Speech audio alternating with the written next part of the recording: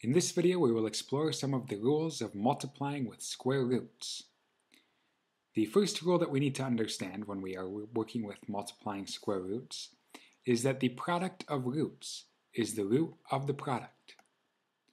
What this means is that if we have a product, which means a multiplication problem, and both of the factors that make up the product are roots, we can rewrite the expression.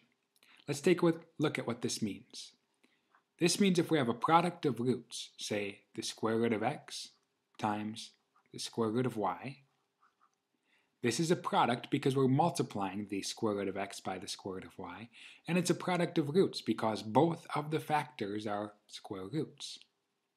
We can rewrite this as the root of a product.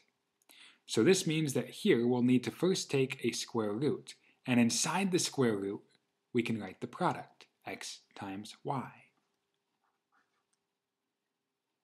This is a product of roots because we're multiplying two roots. That equals the root of the product. This rule can be generalized to any square root. Usually when we're talking about the general root, we use an n in the index. This works for any root, not just the square root.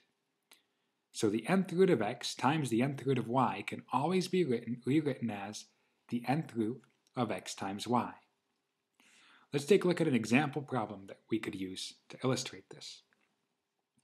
Let's work with the cube root of 2 times the cube root of 4. I don't know what the cube root of 2 is, and I don't know what the cube root of 4 is. To simplify this, I would want to attempt to write this under one radical sign. I can apply this rule. A product of roots is the root of a product. This is a product of roots, again, because we're multiplying and we have roots on either side of the multiplication sign. They're both cube roots, so I can combine them. When I do, I keep the same index here. This is still going to be a cube root. And I need to take the cube root of the product. This will be the cube root of 2 times 4.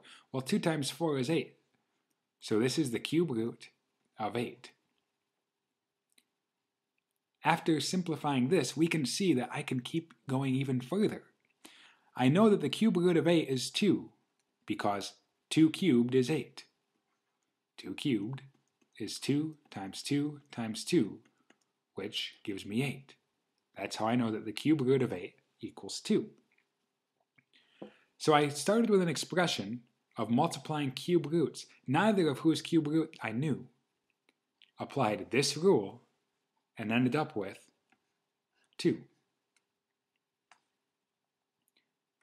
This rule can be used on variables and variable expressions to help combine products all under one root sign. Let's take, for instance, the square root of 2 times the square root of x. To write this in simplest form, we would want to write this all under one radical, so we would need to apply this rule. A product of roots, well, this is a product because we're multiplying, and we're multiplying roots. We can rewrite this as the root of the product, which would be 2x. It's important to note that this does not work with sums. The sum of roots is not the root of the sum. In other words, we cannot take the square root of x plus the square root of y to get the square root of x plus y. This is not a true equation. Do not try to do this.